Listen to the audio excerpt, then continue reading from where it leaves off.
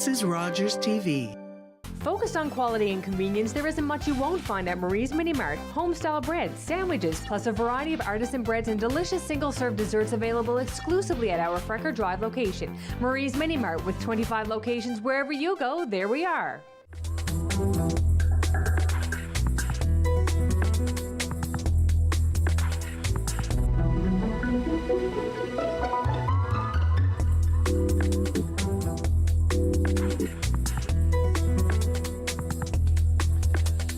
My guest today is a journalist. For many, many years, he worked in private radio and television, and then he moved to CBC Television, where he spent the bulk of his career. And many of you will remember him from his reporting on Here and Now, the Supper Hour News. It's my pleasure to welcome to the program Mr. Rick Seaward. Hi, Rick. Hi. How are you? Now, let's go back to your days as a kiddie in the airport town of Gander. That's really where you caught the news bug, isn't it? All those years ago. Well, I kind of always had an interest in news, dating way back. I can remember being 5 years old in Port-au-Basque at my grandparents' house when the king died, and being riveted to the radio, listening to the coverage at 5 years old. And I always had an ongoing interest in news. Growing up in Gander, in those days we all had AM radios, and at night you could get in faraway stations. They would come in from the United States and so on.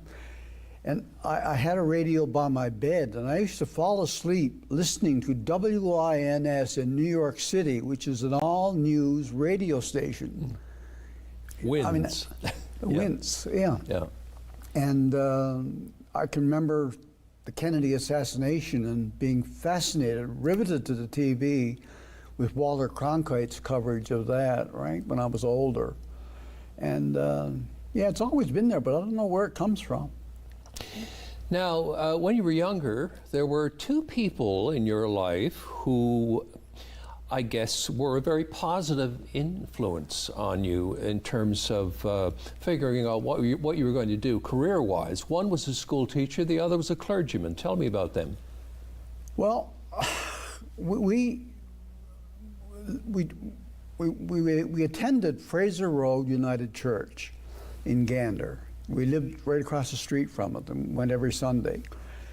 And Reverend Sturge was my father used to call him a real NDPer. And he would sermonize about commercialism and so on, and all the causes of, he was supporting Tommy Douglas and that kind of thing. And there were progressive influences in my early life, I think, which stayed with me. And but there was another religious influence which was probably even more dominant when I think about it. There was a Roman Catholic TV show, I think it was called the Sacred Heart Hour. It used to come on TV in those days. And right at the beginning of each show, there was video of a little birthday candle against a black background being lit, and a voice quoting some ancient theologian saying, "Better to light one little candle than to curse the darkness." And you know, that always, it made an impression on me. I don't know if it was the repetition or what, but it stayed with me as, wow, what a way to treat life. Go through life doing what you can, one little person, using your own abilities to accomplish what you can. And later on, I told that story to my friend Ted Bartlett. And whenever I'd break a story that nobody else had, that stirred things up, he would say, Rick, lighting another candle, are you? And anyway, it was a bit of a joke, but it had a profound effect on my approach to life, right? But how did you pick journalism? Like what? Well, the journalism thing, I always liked writing. I always liked writing essays in school. And Mr. Brown, our grade 10 teacher, Bert Brown, who later wound up here in St. John's, assigned us to write an essay on time, the topic time. Anyway, I wrote up as best I could something, and I ended it with the line, "Mankind will never conquer the infinite summit of Mount Time." And anyway, he was impressed with the writing. He read it out to the class, and he said, "I think we have the makings of a journalist here." So after that, whenever anybody would ask me what I wanted to do in life, I would say, I think I want to be a journalist. And that was when my mind got turned to journalism as a career. And then you went to MUN, and you were no sooner at MUN before you were getting paid to be a journalist. VOCM hired you. Right. Talk about that. Well, I approached VOCM with the idea that I could be a campus correspondent for them, just keeping an eye on interesting stuff that was on the go and so on. And they agreed they would pay me a penny a word for reports. And I tell you, I used to write some long-winded reports for VOCM, but every week I'd go in and get my little check, and it was pocket money, you know. Now, did you receive any instruction from VOCM as to how to write a story, to shape your story, or did you just kind of? Well, I wound up pick it up working on in your the own? newsroom. I got married, and I had to get serious about a career. And I went to work for the VOCM newsroom. And Elmer Harris was the news director, and Jerry Kirby was his assistant. And they were really good role models for me in terms of digging out stories. I just watched what they did and tried to emulate them. And so I remember one time there was Joey Smallwood used to drive into VOCM every day from Roach's Line on his way to Confederation Building, drive up the driveway and park by the side of the building. And Elmer or Jerry would go out and interview him for 15 minutes, and it was aired an hour later at 10:15 on a program called Conversation with the Premier. And I was always making suggestions to them about things they should ask the Premier. And I think one day they decided to have a bit of fun with me, and they asked me to go do the interview. So I went, they gave me a list of questions. I think there were about 8 questions there. And I took them out. And Joey used to roll down the window in the car, and you put your microphone in the window and interview him this way. And I went out, and he said, "Let me see that." And he grabbed the piece of paper from me, and he went down to that one, and he said, "Not that one. Not that one, not that one, not that one." And he left me with about 2 questions to ask. Now here I was in a new job, trying to impress my bosses. That's about all Joey needed, 2 questions. Joey, well, you're exactly right. He did the 15-minute interview on just 2 questions. Yeah. But I was so green, I didn't have the sense to challenge him or anything, you know. And anyway, but it was, I got to know him. He was quite a tyrant. Anyway, I think Jerry and Elmer probably had a laugh at sending me out, sending the rookie out to get a lesson in what life was going to be like, right? So how did television happen? What was the attraction for you in terms of television? Well, what happened was at VOCM, they were on a network of private radio stations that fed reports to each other about news from their region. right across Canada. And I was a frequent contributor to that network. And one day I got a call from Jerry Kendrick, who was the news director at CHNS in Halifax. And he offered me a job in Halifax, doubling my salary at VOCM. And I didn't bat an eye. I mean, I went home and told my wife, and she was glad enough about it as well. We doubled our salary and moved to Halifax within a couple of weeks, and so on. But after about a year there, I was homesick for Newfoundland. I missed Newfoundland. And I got a call from CJCH Television in Halifax, which is the dominant station in that market by far, and still is to this day. But they had a news program on, and they invited me to be a guest panelist on the news interview show.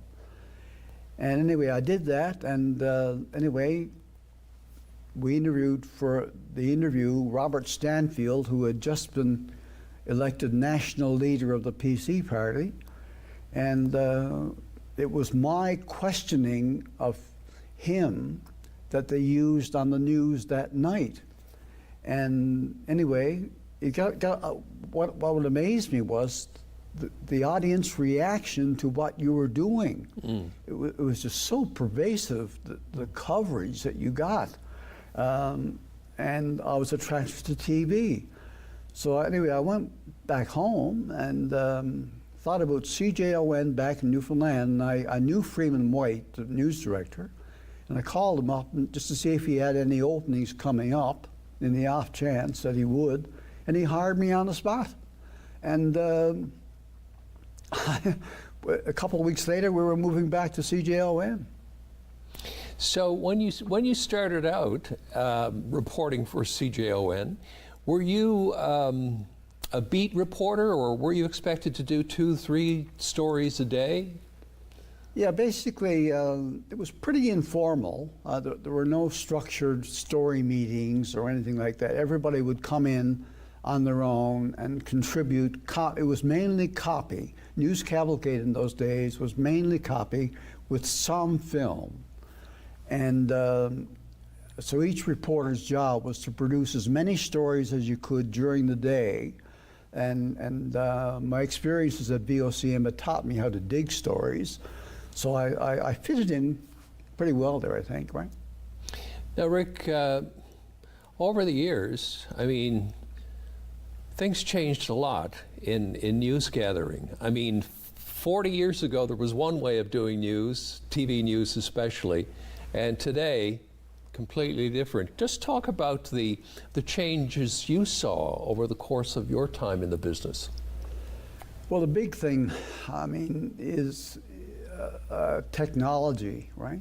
It took over. When I started, you had a typewriter and a tape recorder, a portable tape recorder. Over time, we developed electronic news gathering where everything was videotaped. Today, it's digital cameras. I mean, everything that you do an interview, and it's on a little device, and everybody within a TV organization relies on social media and information that's circulating around to select their story ideas from to broadcast.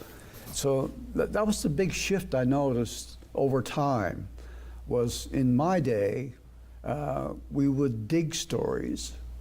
There weren't as many news conferences and organized events for the media. We would dig stories and put them on the air and so on. But today, there's less digging. Mm.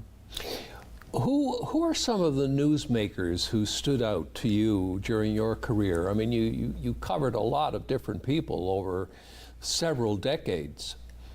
Any that kind of really sort of... in terms of influential people to me, I'd have to say John Crosby and Clyde Wells. Mm-hmm. Why?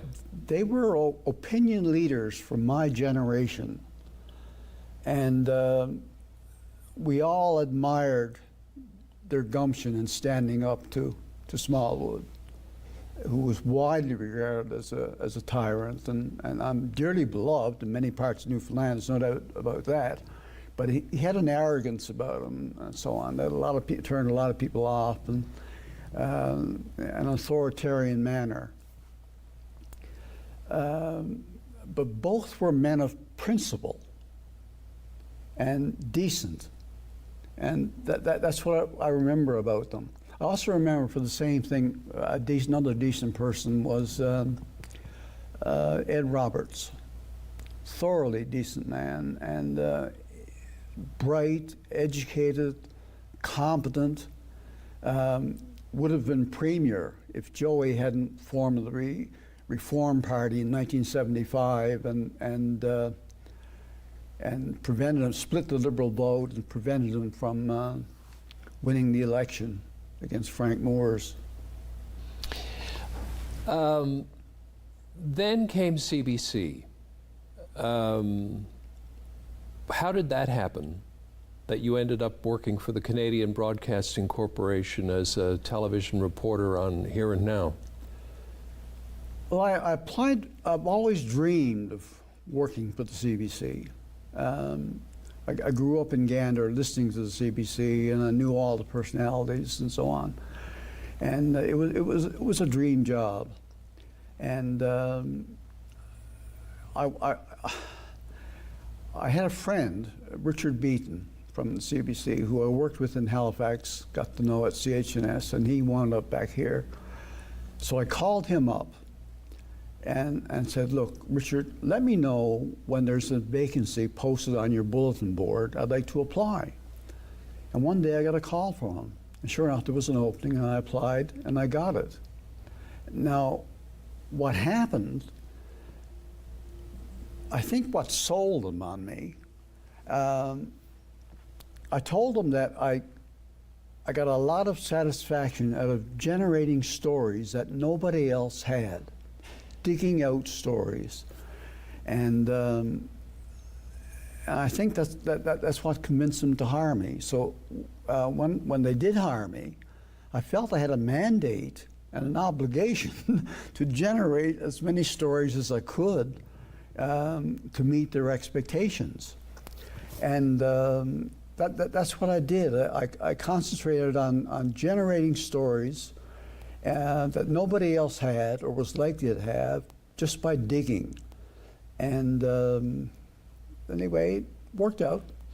And many of these stories are what you'd classify as investigative.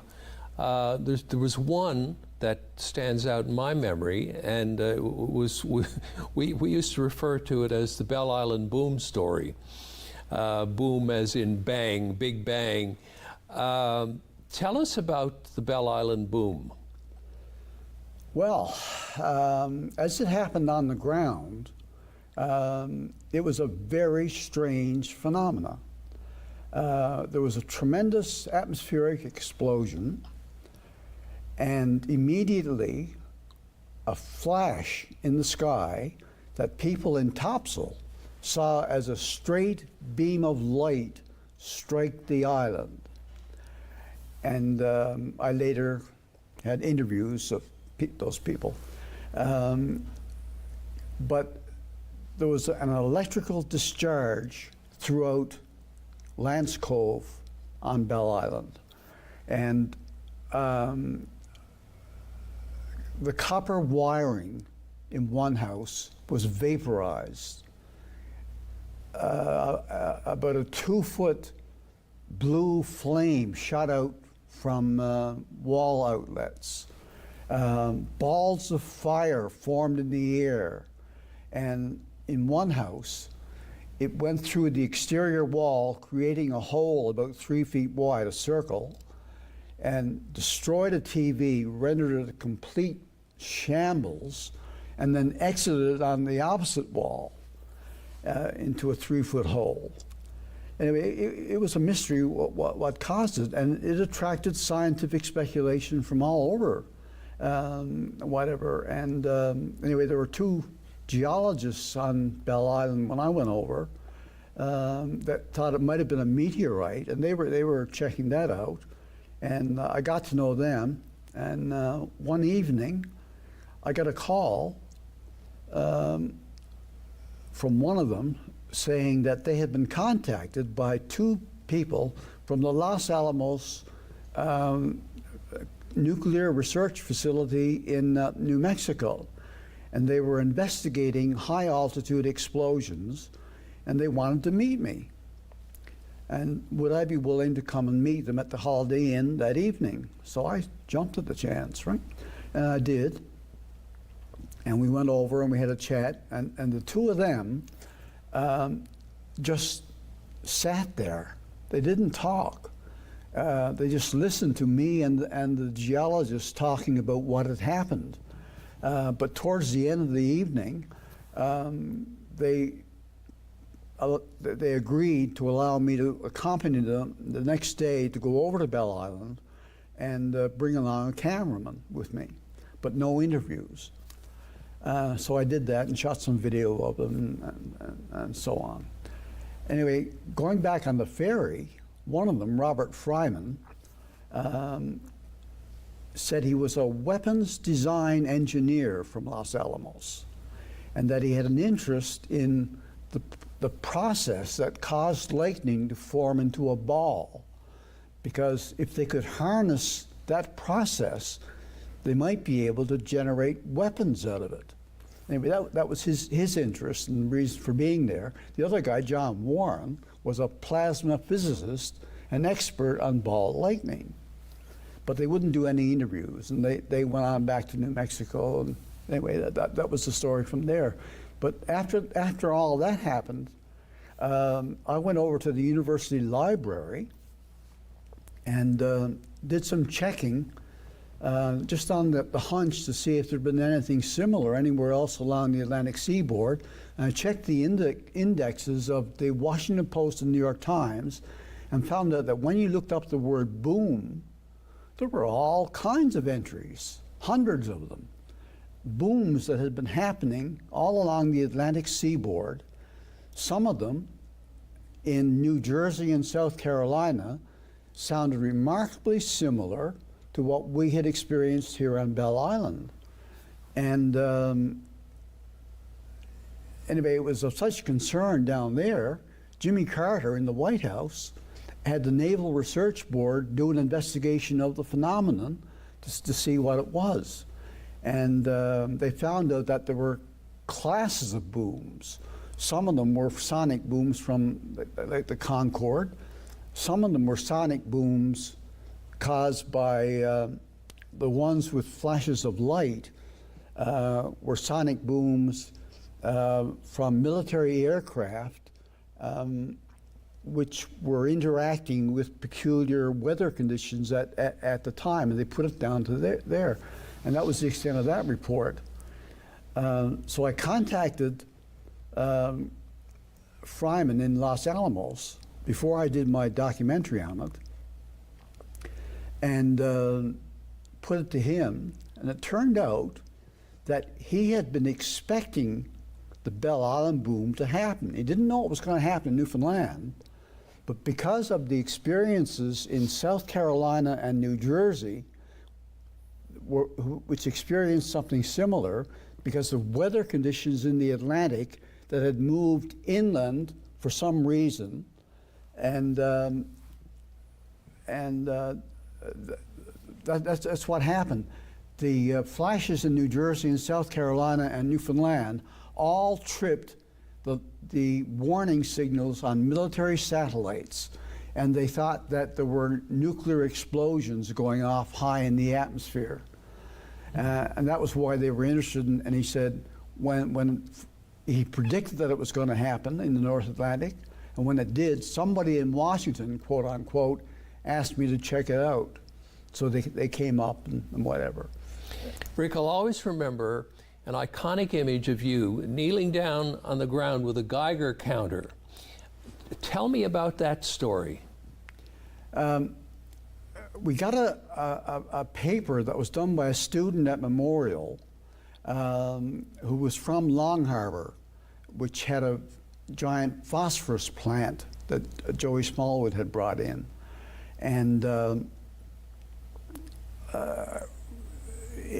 anyway, Bill Goff, who was the executive producer, asked Ken Meeker and myself to have a look at it to see what we could do with it. And one of the things that she found was that the plant was processing radioactive ore with trace elements of uranium. I went over to the university library, went back to Miami-Dade County, where the ore originated from, and found out that it was a massive scandal down there in all the newspapers because houses built on reclaimed mining land, which contained the uranium, people were developing lung cancer. Uranium, it seems, decays into radon gas, which built up in a confined space causes lung cancer. And the plant out there was giving out waste from the plant to people to put in their basements. So Ken knew a geologist who went and got samples from the site, and we sent them away to 3 independent labs in the United States for analysis. A couple of months later, got the results back, sent them off to a nuclear scientist in Toronto for analysis and interpretation, and he said that the plant was actually enhancing the radioactivity of the uranium out there, and the slag, the waste from the plant, was highly dangerous, that workers at the plant should be wearing badges to monitor their exposure to radiation, and so on.